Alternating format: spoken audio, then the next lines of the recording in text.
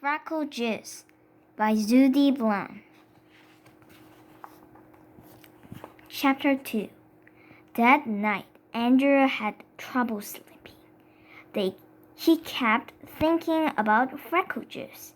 Maybe the reason no one in his family had freckles was because no one knew the secret recipe. If they never even heard of freckle juice, then how could they have any freckles? He figured.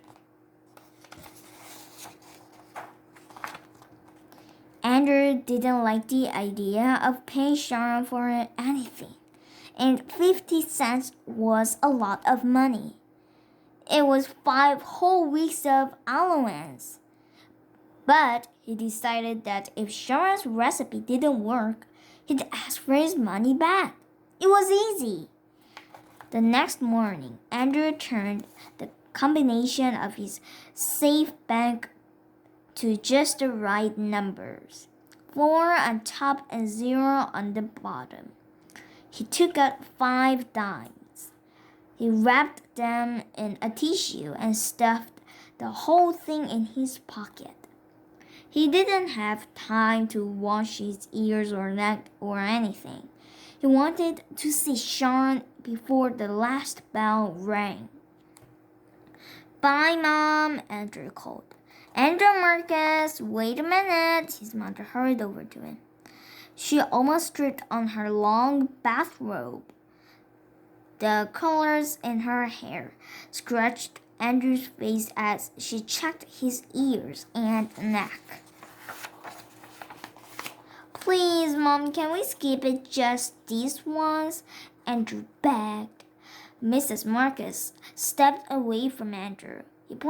She pointed a finger at him. "Okay," she said. "I'll let you go this time, but tomorrow I'm looking again. And Andrew, zip up your pants." Andrew looked down. Zippers were a pain. This afternoon when you come home, I'll be next door. Mrs. Burrows invited me over to play cards. You come and get the key from me, okay?" "Sure, Mom, okay." Andrew raced to the school. He could hardly wait to see the secret recipe. First, he looked at it, and if it didn't seem any good, he just wouldn't pay. Sharon was already at her desk when Andrew arrived. He went right over to her. "Did you bring it?" he asked. "Bring what?" Sharon opened her eyes real wide. "You know what? The secret recipe for freckle juice." "Oh, Dad, I have it right here." Sharon patted her pocket. "Well, let's see it." "Do you have the 50 cents?" Sharon asked.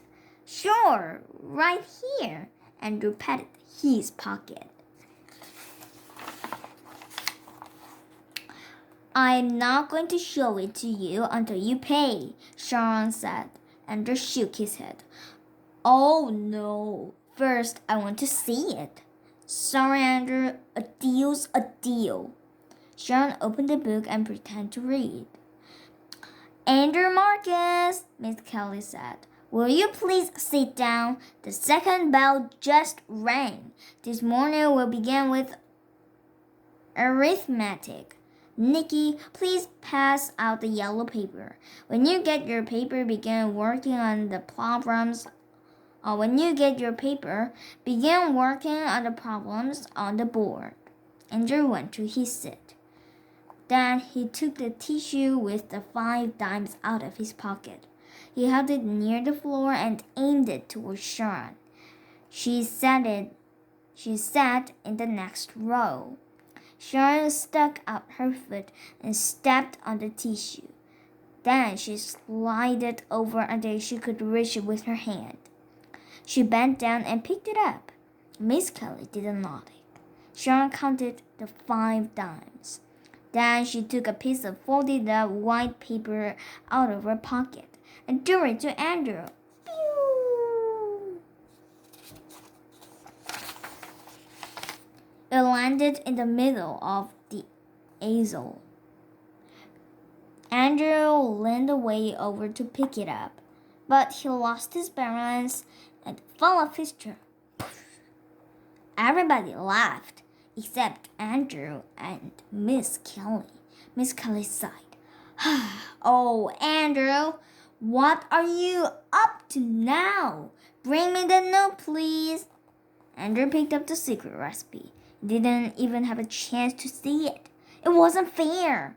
It cost him 50 cents for nothing. He handed it to Miss Kelly. She read it, then she looked up at him. Andrew, you may have this back at 3 o'clock. She put it in her desk. I don't want this to happen again. Do you understand? Yes, Miss Kelly, Andrew mumbled. Good. Now let's get that arithmetic done. Miss Kelly wasn't bad, Andrew decided. She could have ripped up the recipe or sent him to the principal's office, or even made him stand outside in the hall by himself. Andrew could hardly wait for 3 o'clock to come. He didn't bother counting Naked Lane's freckles. Soon, he'd have his own.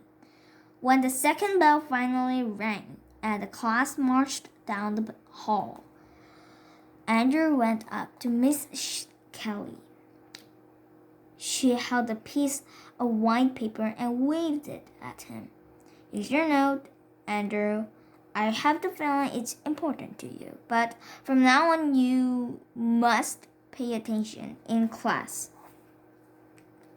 Andrew took the recipe from Miss Kelly.